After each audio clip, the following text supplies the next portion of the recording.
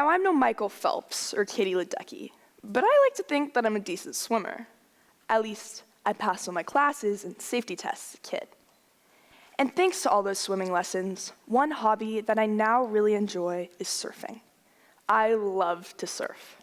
There's nothing like the feeling of catching a wave and gliding into shore. I honestly feel like I'm on top of the world. That is until the wipeouts. You may know the feeling. Whether you see it coming or not, salt water burns up your nose and you're buried under what feels like tons of water, not knowing which end is up. You're tossed and tumbled around just trying to find the surface. And sometimes, after a really bad wipeout, I ask myself the question, am I a bad surfer? Well, what I've learned is that it's not necessarily about the skill of the surfer, but rather the size of the wave. And this applies in life, too. I got hammered by my first huge wave in the 4th grade, when I came to a massive realization. My little brother had cancer, and I had been completely oblivious the entire time. A year prior, my parents had informed me that Luke would be having some hospital visits for a tumor found in his posterior fossa, or the back left portion of his brain. And being the naive 4th grader I was at the time, I didn't think anything of it. The doctors were just going to make sure that Luke was okay. It was as simple as that. But it wasn't until a year later, as I sat in his final round of chemotherapy, and I overheard a nurse congratulate him on beating cancer, that I put the two together. Cancer. My little brother had just beaten cancer. I had no idea. From that moment on, my world flipped. This was no longer a minute tumor that the doctors could instantly fix, but instead, an atrocious disease that threatened my little brother's safety. Even though he was already okay by the time that I had figured this out, the word cancer still became the source of so much anxiety in my life. I began to feel and convince myself that my brother's cancer was my fault and that I had no control over what was happening. I was being tossed and turned and drowned by a wave of self-doubt and guilt. Now, at the time, I didn't understand how much I was beating myself up with the idea that I had completely missed my brother's diagnosis. As I look back now, I was 9, and my parents never used the word cancer in front of my siblings and I because they were being loving and thoughtful and trying to protect them, their little kids, from the harsh reality that comes with cancer.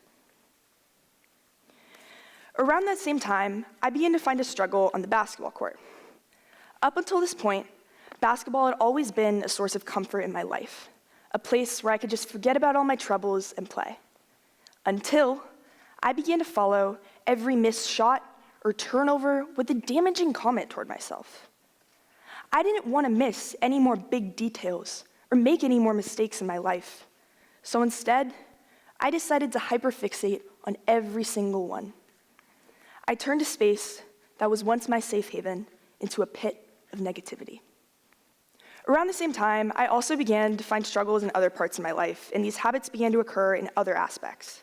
I would beat myself up over a missed point in an assignment, overthink every social interaction, and apologize in situations that had no need for an apology. All of my imperfections became an opportunity for self-deprecation, and everything I did felt like a disappointment. Now, I know I'm not the only one that thinks this way. As humans, we have a tendency to lack a balance, the balance of holding ourselves accountable and being too hard on ourselves. Or in other words, determining what waves to learn from and what waves to just let go of. Even the most successful of people encounter waves of imperfection. Take Steph Curry for an example. Steph Curry is easily the best three-point shooter of all time. But get this, the best three-point shooter of all time only makes 47.5% of his shots. Let me say that again. The best three-point shooter of all time only makes 47.5% of his shots. That's not even half. And that makes failure seem inevitable, not just in basketball, but in life. We can't shoot anywhere near 100% all the time. We can't be anywhere near perfect 100% of the time. So when we're imperfect, and when we make mistakes, why do we react the way that we do, beating ourselves up and expecting that 100%? Well, psychologists actually have an explanation for this, and it's called negativity bias. Negativity bias is essentially our natural human tendency to dwell on negative thoughts and emotions rather than the positive ones. For example, if you miss one shot, but then make the next, your brain will naturally begin to fixate on the one that you missed rather than acknowledging the one that you made. This reaction occurs in the part of our brain called the amygdala, which is responsible for our emotions and motivations. Essentially, 2/3 of the neurons in this portion of the brain are prone to triggering and recognizing negative emotions before realizing the positive ones. So, in a way, our brains are naturally built to start resenting ourselves before recognizing the whole picture. And negativity bias isn't something that's just popped into our heads magically, but it actually stems back to early human evolution.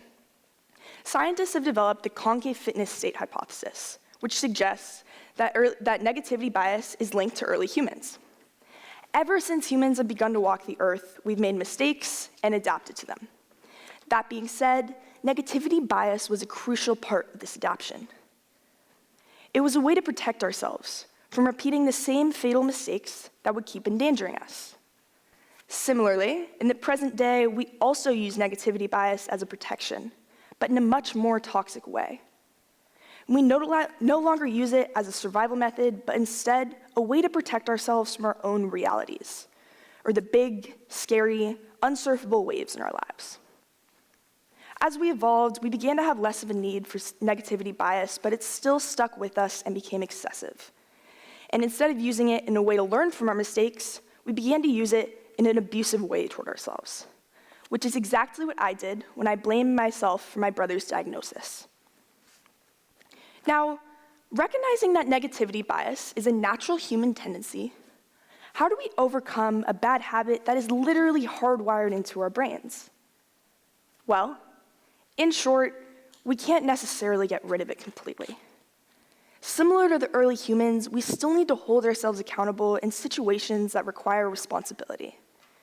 But in the situations that we have no control over, we need to learn how to contain that negativity. And this is no easy task. It takes will, intentionality, and discipline. And even with that, we still can't be 100% all the time. But experts have developed these 3 tools to help us. First, recognizing and analyzing where negativity bias comes from. By realizing where our negativity stems from, we can create a starting point for growth. Second, cultivating habits of gratitude and mindfulness. By recognizing the good in ourselves and the good in other people, we create a space in our minds for more positivity. Finally, by practicing exercises like breathing practices or meditation, is scientifically proven to help counteract negativity bias. So let's recap. We have no control over what happens in our lives. But what we can control is the way that we respond to them. That's why it's so important to try and grow.